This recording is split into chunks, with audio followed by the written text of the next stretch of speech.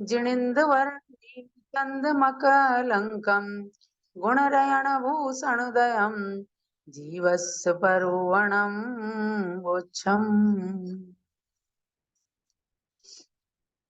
आचार्य श्री नेमिचंद सिद्धांत चक्रवर्ती की अमूल्य कृति है गोमट सार जीव कांड ग्रंथ, और उसको संक्षिप्तीकरण करके हमें पूज्य गण्य ज्ञानमती माता ने प्रदान किया है।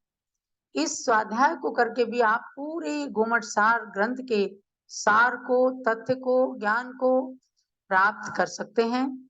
यही लक्ष्य लेकर के जो भी गाथाएं आपको पढ़ाई गई हैं, जो परीक्षाएं ली गई हैं, जितना अध्ययन कराया गया है, उन सब क्लासेस का वीडियो क्लासेस और ऑडियो क्लासेस सब YouTube चैनल पर भारत गौरव ज्ञानमती माता जी YouTube चैनल पर वीडियो प्रवचन है, और encyclopedia-jainism.com पर ऑडियो प्रवचन अपलोडेड है। तो आप उनको भी सुन करके और अपना विषय रिपीट कर सकते हैं और अपने स्वाध्याय को सतत जारी रख करके ज्ञान की वृद्धि कर सकते हैं। केवल परीक्षा के ही समय किया जाए ऐसा नहीं है, बाकी समय में भी आपके स्मृति पथ पर गोमट सार का स्वाध्याय रहे। और हमारे इन पूर्वाचार्यों ने कितनी अच्छी अच्छी चीजें आत्म तत्व का बोध कराने के लिए हमें अच्छे अच्छे ज्ञान जो प्रदान किए हैं, उन सबके ज्ञान के लिए ही ये प्रवचन रिकॉर्ड करके और उपलब्ध कराए जाते हैं। तो अब हम चलते हैं गाथा नंबर 115 पर, यानी जीव द्रव्य की 20 प्ररूपणाओं में 12 नंबर की प्ररूपणा ज्ञान मार्गणा के नाम से चल रही है। तो उसमें आपने ज्ञान की बात को जाना कि सामान्य से ज्ञान के 8 भेद हैं और सम्यक ज्ञान के 5 भेद हैं। उनमें से मति श्रुत ज्ञान के बारे में विस्तृत चर्चा हो चुकी है, क्योंकि आज हम सबके लिए मति और श्रुत ज्ञान ही प्राप्त हैं और उन्हीं के द्वारा आत्म तत्व का बोध किया जाता है। अब तीसरा है ज्ञान अवधिक ज्ञान। उस अवधिक ज्ञान का प्रकरण अब प्रारंभ होने जा रहा है। गाथा नंबर 115। अवहीयदिति ओहि सीमानानेति वर्ण्यं समये भवगुणपच्चय विहियं जमोहिनानेतिणं बेन्ति। बहुत ही शुद्धता के साथ एक साथ सामूहिक गाथा पढ़िए। अवहीयदिति ओहि सीमानानेति वर्ण्यं समये भवगुणपच्चय विहियं जमोहिनानेतिणं बेन्ति। अवधीयत इत्यवधिः सीमा ज्ञानमिति वर्णितं समये भवगुण प्रत्यय विदिकं यदवधि ज्ञानमिति इदं ब्रुवन्ति। अवधि ज्ञान शब्द से ही जिसका अर्थ ज्ञात हो जाता है। अवधि माने सीमा, सीमा माने मर्यादा, जिसकी लिमिट होती है। तो कह रहे हैं समय, समय माने आर्ष ग्रंथों के अंदर जो सच्चे शास्त्र हैं, चारों अनुयोगों के शास्त्र हैं, उनके अंदर जो अवधिक ज्ञान का लक्षण किया है, तो उसमें कहा है अवधीयत इति अवधीय, यानी जो अवधि को लेकर के, सीमा को लेकर के जो ज्ञान प्रकट होता है आत्मा में, उसका नाम है अवधि ज्ञान। तो अवधीयत यानी अवधि को लेकर, सीमा को बांध करके जो ज्ञान प्रकट होता है, इसीलिए समय माने परमागम के अंदर, आर्ष ग्रंथों के अंदर उसको कहा है अवधिक ज्ञान। तो ये हो गया अवधिक ज्ञान की परिभाषा कि जिस ज्ञान की सीमा है, लिमिटेशन है और मर्यादाएं हैं, तो उस ज्ञान को अवधिक ज्ञान कहते हैं। अब अवधिक ज्ञान के दो भेद कहे हैं, भव गुण पच्चय भीयम। भाव प्रत्यय अवधि ज्ञान और गुण प्रत्यय अवधि ज्ञान। समझ गए ना? अवधि ज्ञान के कितने भेद हुए? दो। भाव प्रत्यय अवधि ज्ञान और गुण प्रत्यय अवधि ज्ञान, ये दो प्रकार के ज्ञान कहे गए हैं। तो इस प्रकार से कहा कि जिसमें भाव निमित्त होता है, यानी जन्म से ही जो ज्ञान प्रकट हो जाता है, जैसे नरक में, देवगति में जन्म लेते ही अवधिक ज्ञान हो जाता है। मिथ्या दृष्टियों को कुअवधि ज्ञान, सम्यक दृष्टियों को सुअवधि अवधि ज्ञान प्रकट हो जाता है। तो ये उस यत अवधिक ज्ञानम, जो अवधिक ज्ञान है, उसके भव गुण प्रत्यय विधिकम, भव प्रत्यय और गुण प्रत्यय ऐसे इदम ब्रुवंती, दो प्रकार से उसके भेदों को कहा गया है। तो इनको आप आगम के द्वारा और विशेष रूप से जान सकते हैं। आगे की गाथा को लेती हूँ कि दोनों प्रकार के अवधिक ज्ञान के स्वामी कौन होते हैं, यानी किनके कौन सा अवधिक ज्ञान होता है। भव पच्चैगो सुर निर्याणम तत्तिथेवि सव अंगुत्थो, पच्चैको सुरनिर्याणं तिथेवि सव्वाङ्गुत्थो, गुणपच्चैगो नरतिर्याणं संखादि चिन्ह भवो, गुणपच्चैको नरतिर्याणं संखादिचिन्न भवो। सामूहिक पढ़िएगा था। भव पच्चैगो सुरनिर्याणं तिथेवि सव्वाङ्गुत्थो, गुणपच्चैगो नरतिर्याणं संखादि चिन्ह भवो, भव प्रत्येकं सुरनारकाणां तीर्थेऽपि सर्वाङ्गोत्थं, गुण प्रत्ययकम नरतिरश्चाम संखादि चिन्ह भवम।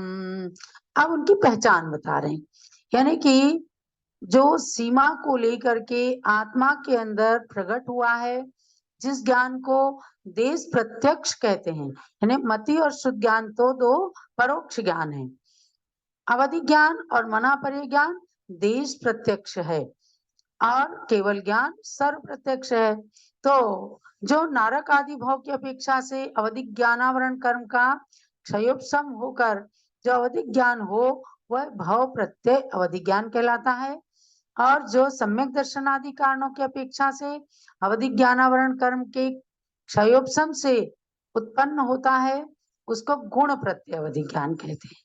यानी तपस्या के द्वारा प्रकट हुआ या विशेष रूप से कुछ सम्यक दर्शन बहुत तीव्र हुआ, दृढ़ हुआ, तो कुछ कारणों को पा करके अवधिक ज्ञान प्रकट हो जाता है, गुण प्रत्यय उसे कहते हैं।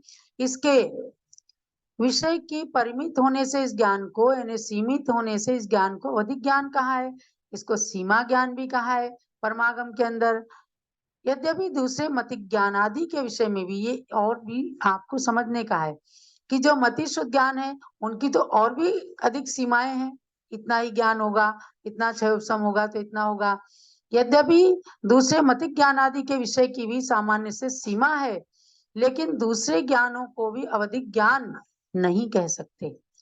यानी हर सीमित ज्ञान को, हर सीमा सहित ज्ञान को अवधिक ज्ञान नहीं कहा जा सकता, लेकिन अवधिक ज्ञान के अंदर जो अवधिक ज्ञान प्रकट होता है, वो आगे के भवों को या पीछे के भवों को जानने में एक सीमा होती है। इसलिए वह अवधिक ज्ञान विशेष एक अलग ही होता है, क्योंकि उसको समभिरूढ़ नय की अपेक्षा से जो ज्ञान विशेष, यानी कि अवधिक ज्ञान की जो परिभाषा है, उस परिभाषा रूप से ही जो ज्ञान प्रकट होता है सीमा को लेकर के, वही अवधि ज्ञान कहलाता है। तो अब दोनों प्रकार के स्वामी में कहा कि भाव प्रत्यय अवधि ज्ञान जो है, सुर निर्याणम तिथेवि सव अंगुत्थो, यानी भाव प्रत्यय अवधि ज्ञान जो है देव, नारकी एवं तीर्थंकरों के भी होता है।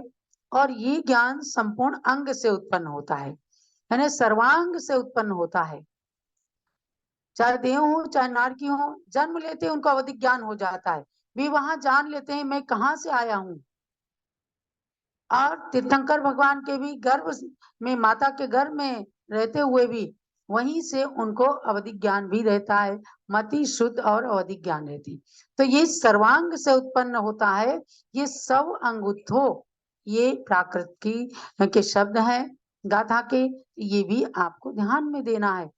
गुण प्रत्यय गो नर तिर्याणम संघादि चिन्ह भव, और कह रहे गुण प्रत्यावधि ज्ञान जो है नरक मनुष्य नर तिर्याणम, नर माने मनुष्यों को, तिर्याणम माने तिर्यंचों को होता है। संघादि चिन्ह भव, शंख आदि चिन्हों से उस ज्ञान की प्रकटता को माना जाता है।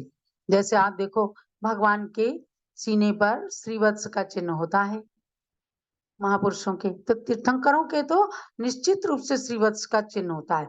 उनके शरीर के अंदर 1008 लक्षण होते हैं, शंख चक्र आदि लक्षण होते हैं, और वे इस बात को बताने के प्रतीक होते हैं कि भगवान को गर्भ से ही अवधि ज्ञान होता है। उसी अवधि ज्ञान की विशेषता रहती है कि भगवान जब माता के गर्भ में है तो उस माता के ज्ञान के अंदर इतनी शक्ति आ जाती है कि देवियां चाहे कितने गूढ़ से गूढ़ प्रश्न करें, लेकिन सबके उत्तर माता बिल्कुल एकदम निश्चिंत होकर के बड़ी सरलता से उत्तर दे देती हैं।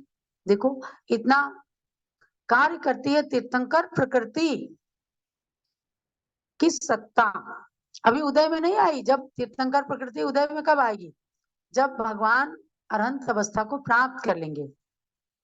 लेकिन उस तीर्थंकर प्रकृति की सत्ता रहते हुए भी उसका जो बंध किया है, उस बंध के अंदर ही इतनी विशेषता है कि अभी नहीं प्रकट होते हुए भी, एक तो गर्भ में आने से भी 6 महीने पहले से रत्न वृष्टि होने लग जाती है, और 5 कल्याणक में रत्न वृष्टि होती है, देवता कल्याणक मनाते हैं उनके। तो भगवान की बराबरी कोई कर नहीं सकता। केवल अवधि ज्ञान ही उनको होता ऐसा नहीं है, अवधि ज्ञान तो नरक और देवगति में भी उत्पन्न हो जाता है, लेकिन भगवान के वह अवधि ज्ञान जो है वो विशेष बात को लिए हुए होता है। तो ये बात आपको बताया गया। तो इसमें कहा है कि नाभि के ऊपर शंख, पद्म, वज्र, स्वस्तिक, कलश आदि जो शुभ चिन्ह होते हैं, उस जगह के आत्म प्रदेशों से प्रकट होने वाले अवधि ज्ञानावरण तथा वीर्यांतराय कर्म के क्षयोपशम से गुण प्रत्यय अवधि ज्ञान होता है, किंतु भाव प्रत्यय अवधि ज्ञान संपूर्ण आत्म प्रदेशों से प्रकट होता है। भाव प्रत्यय अवधि ज्ञान सभी देव और नारकियों के होता है, क्योंकि उसमें भाव, उनकी वो पर्याय, उनका वह जन्म वही प्रधान कारण है। और गुण प्रत्यवधि ज्ञान जो है मनुष्य और तिर्यंचों के ही होता है।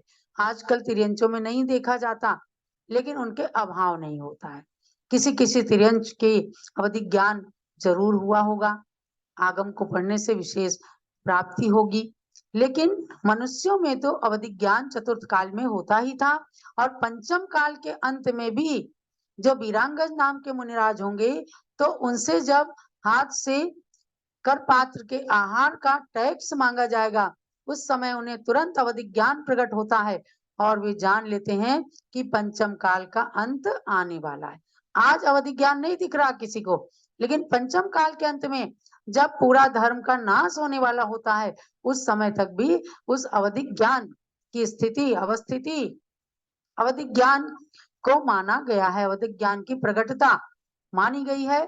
तो कहा कि ये मनुष्य और तिर्यंचों के गुण प्रत्यय अवधि ज्ञान होता है।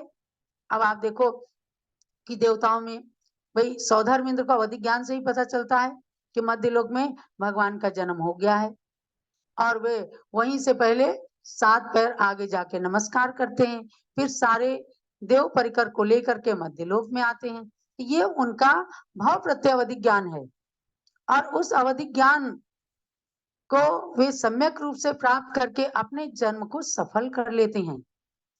मनुष्यों में किसी को कुअवधि ज्ञान हो सकता है, किसी को सुअवधि ज्ञान भी होता है, और देवताओं में भी किन्हीं को कुअवधि ज्ञान भी होता है, मिथ्या दृष्टि देवता है, कुअवधि ज्ञान भी हो सकता है। नरकियों में जो मिथ्या दृष्टि है सबको कुअवधि ज्ञान ही होता है। तो आप कहते हैं ना कि वहां पर जब असुर कुमार जाति के देव जा करके नारकियों को आपस में लड़ाते हैं, तो अपने कुअवधी ज्ञान के बल से ही उनको बताते हैं कि जिसने तेरी अंजन लगाया था उसको कहते हैं तेरी आंख फोड़ दी थी, ने ऐसे ऐसे जा करके भड़काते हैं। आज भी आप देखो, जिनको कुमति ज्ञान है, कुछ शुद्ध ज्ञान है, कुछ ना कुछ कलह करते रहेंगे, संघर्ष करते रहेंगे, और उसमें उनको आनंद की अनुभूति होती है। तो कह देते ना, बिल्कुल नारद हैं, यानी नारद जा करके नरक में लड़ाते हैं। तो ये पहचान है। तो कुअवधि ज्ञान नरक में भव प्रत्यय को लेकर होता है, देवगति में भव प्रत्यय माने जन्म से ही उनको प्रकट होता है। लेकिन जितने भी सम्यक दृष्टि देवता इंद्र हैं, उन सबको सुअवधि ज्ञान होता है। तभी जाते हैं भगवान के कल्याण को मनाने के लिए, तभी जाते हैं सुमेरु पर्वत पर जन्माभिषेक करने के लिए। एक साथ 1008 हाथ बनाते हैं और सब में कलश लेकर 1008 कलशों से भगवान का जन्माभिषेक कर देते हैं।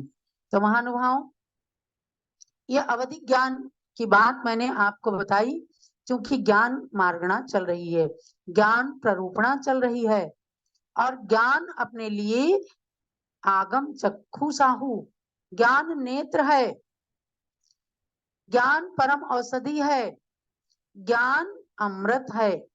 ज्ञानामृतम भोजनम इसलिए कहते हैं कि जिनको ज्ञान में आनंद आने लगता है तो उसको दूसरा भोजन अच्छा नहीं लगता। आपने कई कवियों के, महापुरुषों के कथन सुने होंगे कि भोजन कर लेते थे, उन्हें पता ही नहीं चलता था नमक है कि नहीं है, और जब उनका कार्य पूरा हो जाता तो फिर, आज माँ आप नमक डालना भूल गई क्या? माँ कहती कि बेटा मैं तो तुझे सालों से बिना नमक का भोजन करा रही हूँ, आज तुझे कैसे पता चला? बोले आज मैंने भोजन की तरफ उपयोग लगाया। तो भोजन की तरफ जब उपयोग लगा तो उसका स्वाद पता चला, और नमक पहले भी नहीं था लेकिन उधर उपयोग नहीं था, तो नीरस बिना नमक का भोजन भी सरस लग रहा था। तो महानुभाव, हम अपने उपयोग को हमेशा अच्छा बनाएं, सम्यक बनाएं, तो इतना सा भी ज्ञान हमारे लिए आत्मज्ञान का कारण बन जाएगा। और अगर सम्यक तो नहीं है तो वो ज्ञान जो है, ज्ञान हो सकता है, कुज्ञान हो सकता है, वो हिंसा का निमित्त बन जाएगा, आतंक का निमित्त। आज वैज्ञानिकों के पास कोई ज्ञान कम है क्या? लेकिन ज्ञान है, पर वितराग विज्ञानता का अभाव है, इसलिए उस हिंसा के ऊपर अहिंसा का ब्रेक नहीं लगा पाते। और जो ज्ञानी है वो फूक फूक कर पैर रखते हैं और अपने ज्ञान को वितराग विज्ञानता में कन्वर्ट करने की हमेशा कोशिश करते हैं। देखो, 4 क्लास पढ़ी है ना ज्ञानमती माता जी, कोई किसी यूनिवर्सिटी में नहीं गई, किसी महाविद्यालय के अंदर नहीं गई, किसी स्कूल के अंदर नहीं गई, 4 क्लास तो नाम है, क्लास के नाम पर। और इन्होंने आज डबल डिलीट की मानद उपाधि प्राप्त कर ली है। उन विश्वविद्यालयों ने भी अपने विश्वविद्यालय को गौरवान्वित महसूस किया। राम मनोहर लोहिया अवध विश्वविद्यालय, यही अयोध्या का विश्वविद्यालय है। भगवान महावीर तीर्थंकर महावीर विश्वविद्यालय मुरादाबाद, जिन्होंने अपनी प्रथम डिग्री को ज्ञानमती माता के कर कमलों में समर्पित करके अपने विश्वविद्यालय का गौरव बढ़ा लिया। तो क्या है, ये ज्ञान का जो इनका छोटा सा बीज था वह बट वृक्ष की तरह बढ़ गया। आज पंचम काल के अंदर इन्होंने रिकॉर्ड स्थापित कर दिया कि 8वीं शताब्दी के बाद यदि किसी ने सतखंडागम ग्रंथ पर लेखनी चलाई है और संस्कृत की टीका रचने का उपक्रम किया है, तो वो केवल आपकी निधि, आपकी धरोहर ज्ञानमती माता जी हैं, सिद्धांत चक्रेश्वरी ज्ञानमती माता जी हैं। ज्ञान की जब बात करते हैं तो ज्ञानमती माता जी का नाम नहीं आए तो समझो कि ज्ञान मार्गणा अधूरी है। मुझे याद है कि जब अष्ट सहस्त्री का हिंदी में अनुवाद किया, आचार्य ज्ञान सागर महाराज को पता चला, जो विद्यासागर जी के गुरु थे, तो उन्होंने कहा कि मैं देखना चाहता हूँ। मैं बहुत छोटी सी थी, 10-11 साल की, और माता जी के पन्नों को लेकर के एक बहन जी के साथ में हम गए। किशनगढ़ में महाराज जी विराजमान थे, हम ब्यावर से किशनगढ़ गए। तो महाराज ने देखा, उनकी आंखों से वात्सल्य के अश्रु गिरने लग गए। बोले कि इसको आंख मूंद कर छपा दो, किसी को मत दिखाना। इतना सुंदर अनुवाद कोई कर नहीं सकता। और अष्टसी कोई पढ़ी थी क्या? महान न्याय का ग्रंथ, विद्वानों के छक्के छूट जाते हैं, कोई नहीं कर पाया जिसका अनुवाद। उसका अनुवाद करके दिखाया तो क्या था? अभीष्ट ज्ञानोपयोग। ये ज्ञान मार्गना तो वास्तव में ऐसे संतों के अंदर ही साकार होती है। तो भव्यात्मा, इसलिए ज्ञान मार्गना को केवल आप अपना स्वाध्याय मत समझना। ज्ञान मार्गना को मार्ग के रूप में, आगे की संतति के रूप में, परंपरा के रूप में हृदय में ऐसा उतार लेना कि हम सदा ज्ञानी बने रहें, हमेशा ज्ञान में मन लगा रहे, ज्ञानामृत का भोजन करने में हम अपना सौभाग्य समझें। तो ये आज ज्ञान मार्गना के अंदर अवधिक ज्ञान का वर्णन करते हुए मैंने आपको बताया। और कभी हमें भी अवधिक ज्ञान प्रकट हो तो वो कुअवधि ना बनने पाए। एक राजा को हो गई कुअवधि, तो उसे जंगल के अंदर हिरण ही हिरण दिखने लग गए, मुनिराज नहीं दिखते थे। और उसके तीव्र कर्म का उदय आया। उसने कहा इन हिरणों को मार करके खून की बावड़ी तैयार करके और मेरे दाह ज्वर को शांत कर दो मेरे पुत्र। पुत्र ने अपने कर्तव्य का पालन किया, महाराज की आज्ञा का पालन किया। पता लग गया कि इन्हें कुअवधिक ज्ञान हो गया है, ये तो मर के नरक में जाने वाले हैं। उसने लाख के रस की बावड़ी तैयार की और उसके अंदर जब वो घुसे और कुल्ला भरा तो जाना कि खून नहीं है तो लाख का है। मारने को दौड़े अपने पुत्र को ही, उनकी तलवार उनको ही लग गई और वो मर गए। तो भव्यात्माओं, हमारा ज्ञान चाहे छोटा रहे लेकिन सम्यक ज्ञान रहे, सम्यक दर्शन के साथ वह उस ज्ञान की सार्थकता है। इसलिए समझना कि गुरु का कहना हम ज्ञान रखें लेकिन चारित्र न खो डालें, आचरण छूट जाए जिससे हम ऐसा बीज न बो डालें। चारित्रहीन यदि ज्ञान मिला तो बेड़ा पार नहीं होगा, केवल कोरी इन बातों से जग का उद्धार नहीं होगा। मुझे तो बहुत आनंद आ रहा है इस ज्ञान मार्गना का स्वाध्याय करते हुए, कराते हुए। ऐसा लगता है जितनी बार बचपन में पढ़ा तो जितना समझ में आया होगा पता ही नहीं है, लेकिन उसके बाद जितनी बार पढ़ाया संघ में, संघ की शिष्याओं को, और आज जो आपको स्वाध्याय करा रहा हूँ, महान आनंद की अनुभूति होती है कि ज्ञान मार्गना ये मति शुद्ध ज्ञान आज कितना अगाध समुद्र है। एक सरसों भर ज्ञान यदि अपने को मिल जाए तो जीवन सार्थक हो जाएगा। और उस सरसों भर ज्ञान को भी पा करके व्यक्ति यदि मद में डूब जाता है, एक दूसरे का अपमान करने लगता है, घमंड आ जाता है, दूसरों के लिए अपशब्दों का प्रयोग करते हैं, तो वो अपनी भाषा समिति खत्म हो जाती है। अपने व्रतों के पालन में महान दोष आता है। कभी भी यदि सज्जन है तो दुर्जन के लिए भी गलत शब्दों का प्रयोग नहीं करना, यही अपने ज्ञान की विशेषता है। तो आज के स्वाध्याय का यही सार समझना कि यदि सच्चा ज्ञान है, हम हर व्यक्ति के लिए हित की बात सोचें। जो तो को काटा बोए ताई बोवे तू फूल, जो जिसने तुझे काटा भी चुभाया है उसके लिए फूल उगाने की हमेशा भावना रखें। भगवान ऐसी शक्ति दें, कैसी सहिष्णुता आए और हमारे ज्ञान का सही सदुपयोग हो सके। जो लो दात सांग मई जिनवाणी माता की